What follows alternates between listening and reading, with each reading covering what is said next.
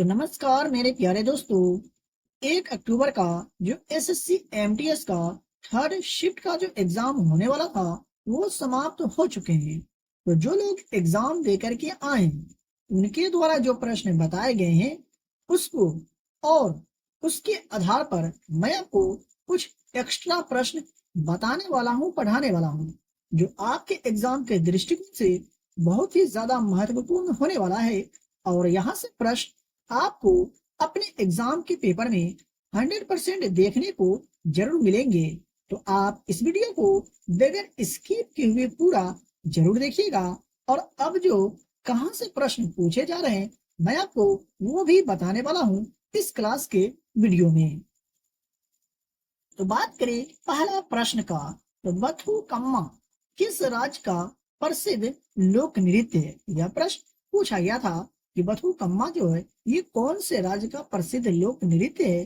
तो याद रखेंगे इसका सही जवाब हो जाता यह तेलंगाना राज्य का प्रसिद्ध लोक नृत्य है। लोक नृत्य से रिलेटेड प्रश्न तो हर शिफ्ट में पूछे जा रहे हैं। तो कुछ एक्स्ट्रा हम लोग जानने की कोशिश करें तो महाराष्ट्र की यहाँ पर हम लोग बात करेंगे। तो लावनी, डीडी, काला, दही काला और दशावा तार जो है ये सभी महाराष्ट्र का लोक नृत्य है, याद रखिएगा। बात करें पंजाब राज्य का, तो भांगड़ा, गिद्दा, दफ और धामल दंकारा जो है ये सभी पंजाब राज्य का लोक नृत्य है, याद रखिएगा। आने वाले शिफ्टों में आपसे प्रश्न पूछा जा सकता है। दूसरे प्रश्न की अगर बात करें तो सोनल मान सिंह का संबंध जो है किस नृत्य से है? कौन से व्यक्ति का संबंध कौन से लोक नृत्य से है? इस तरह से भी प्रश्न एग्जाम में पूछे जा रहे हैं। तो आप याद रखेंगे सोनल मान सिंह का जो संबंध है भरतनाट्यम से है। आई होप कि आपको पहले से याद होगा, नहीं याद है तो आप याद रखेंगे। और बात करें सोनल मान सिंह का, तो 2003 में पद्म विभूषण से सम्मानित होने वाली पहली भारतीय महिला बनी थी सोनल मान सिंह। आई होप कि आप समझ गए होंगे। चैनल पर पहली बार आए हैं तो चैनल को सब्सक्राइब करके बेल आइकन को प्रेस जरूर कर लीजिएगा और वीडियो को भी लाइक जरूर कर दीजिएगा। और इस वीडियो को अपने उन दोस्तों के साथ शेयर जरूर करें जिनका एग्जाम आने वाले शिफ्टों में आने वाले तारीखों में है। दूसरे प्रश्न की अगर बात करें तो रिकी केज को ग्रैमी पुरस्कार से कब सम्मानित किया गया? तो याद रखेंगे साल 2023 में रिकी केज को ग्रैमी पुरस्कार से सम्मानित किया गया था। तो बात करें रिकी केज का, तो अब तक 3 बार इन्हें ग्रैमी अवार्ड मिल चुका है, ये भी आप याद रखेंगे।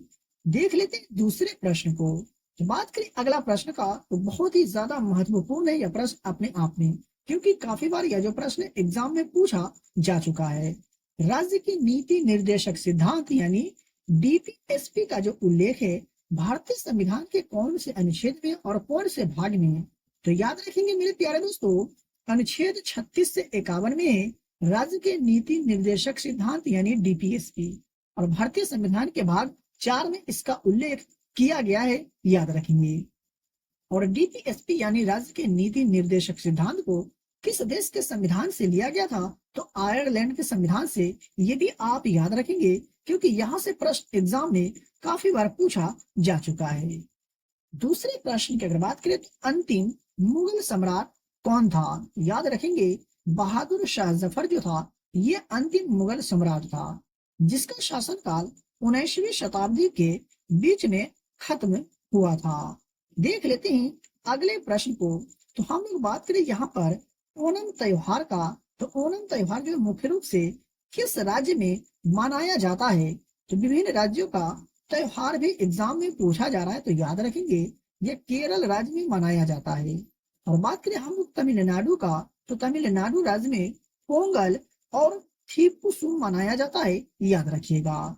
देख लेते हैं दूसरे प्रश्न को। तो वित्त आयोग का गठन भारत के राष्ट्रपति द्वारा संविधान के अनुच्छेद डैश के तहत किया जाता है? यानी वित्त आयोग का गठन जो है भारत के राष्ट्रपति द्वारा तो किया जाता है, लेकिन भारतीय संविधान के कौन से अनुच्छेद के तहत? तो भारतीय संविधान के अनुच्छेद 280 के तहत जो है वित्त आयोग का गठन भारत के राष्ट्रपति द्वारा किए जाते हैं। यहाँ से आपका 3 प्रश्न कवर हो गए। एक तो ये वित्त आयोग का गठन कौन करते हैं? तो भारत के राष्ट्रपति। और कौन से अनुच्छेद के तहत? अनुच्छेद 280 के तहत। मेरे प्यारे दोस्तों, बात कर ले दूसरे प्रश्न का, तो 2011 के जनगणना के अनुसार कौन सा जिला है जो भारत के सबसे अधिक साक्षर जिला है? तो शेर क्षेत्र जिला जो है ये 2011 के जनगणना के अनुसार भारत का सबसे साक्षर जिला है। और आप बताएंगे, पूछेंगे भी कि ये शेर क्षेत्र जिला जो है भारत के कौन से राज्य का है? तो याद रखिएगा, मिजोरम राज्य का एक जिला है शेर क्षेत्र जिला।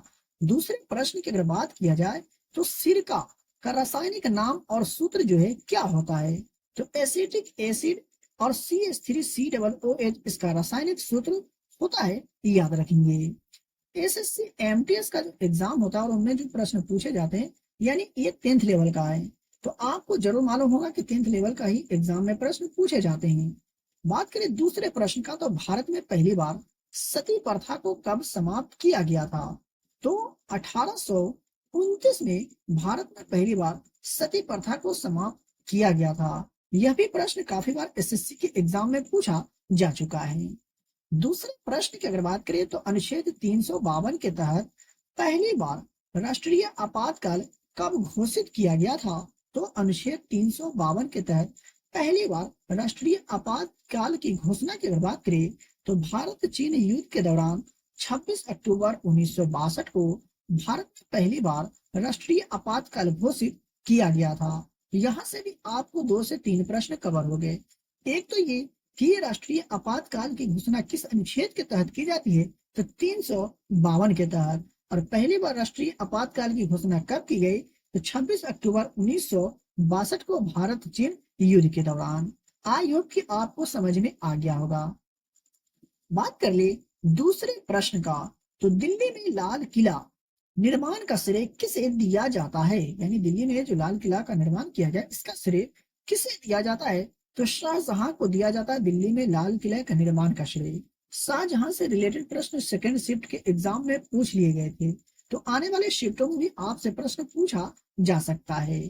बात कर ले इनसे रिलेटेड कुछ अधिक जानकारी को, तो ताजमहल, जामा मस्जिद जो दिल्ली में है और जामा मस्जिद जो आगरा में है, इन सभी का निर्माण जो है सो शाहजहां के द्वारा कराया गया था। याद रखिएगा, आपसे आने वाले शिफ्टों में प्रश्न पूछा जा सकता है। बात करें दूसरे प्रश्न का, तो भारत में मुख्य रूप से कितनी ऋतुएं जो है सो पाई जाती है? याद रखेंगे, 4 ऋतुएं पाई जाती है भारत में मुख्य रूप से। एग्जाम में प्रश्न पूछा जा चुका है, इसलिए मैं आपको बता रहा हूँ आने वाले शिफ्टों में भी आपसे प्रश्न पूछा जा सकता है घुमा करके। दूसरे प्रश्न की अगर बात करें, तो न्यूटन के गति के दूसरे नियम को किस रूप में जाना जाता है? तो समवेग का नियम के रूप में जाना जाता है न्यूटन के गति के दूसरे नियम को। अगले प्रश्न की अगर बात करें, तो विभिन्न पुस्तक के लेखक से रिलेटेड प्रश्न एग्जाम में बन रहे हैं, तो याद रखेंगे जवाहरलाल नेहरू द्वारा कौन कौन सी पुस्तक लिखी गई थी? तो discovery of India, an autobiography, a bunch of old letters, यानी इन तीनों किताबों के लेखक कौन है? पंडित जवाहरलाल नेहरू के द्वारा इन सभी किताब लिखी गई है। याद रखिएगा, आने वाले शिफ्टों में आपसे प्रश्न पूछा जा सकता है। और पंडित जवाहरलाल नेहरू अपने स्वतंत्र भारत के कौन थे? तो प्रथम प्रधानमंत्री थे। ये भी आपको याद होनी चाहिए। तो मेरे प्यारे दोस्तों, अभी तक आप वीडियो को लाइक नहीं किए तो वीडियो को लाइक करें। चैनल पर अगर पहली बार आए तो चैनल को भी सब्सक्राइब करके बेल आइकन को प्रेस जरूर कर लीजिए। और यह सभी प्रश्न जो अभी एग्जाम में पूछे जा रहे हैं, ज्यादातर प्रीवियस ईयर प्रश्न ही पूछे जा रहे हैं। तो अगर आपका एग्जाम आने वाले शिफ्टों में, आने वाले तारीखों में है, तो आप प्रीवियस ईयर प्रश्न को देख करके जाएं, क्योंकि आपको बहुत ज्यादा हेल्प हो जाएगा अगर आप प्रीवियस ईयर प्रश्न को देख करके जाएंगे तो। ठीक है, इसका पीडीएफ अगर आप लेना चाहते हैं तो वीडियो के डिस्क्रिप्शन में दिए गए टेलीग्राम चैनल को ज्वाइन कर लीजिए और फ्री में आपको पीडीएफ मिल जाएगा। अपने दोस्तों में इस वीडियो को शेयर जरूर करिएगा। तो चलिए मिलते फिर से एक नए वीडियो में।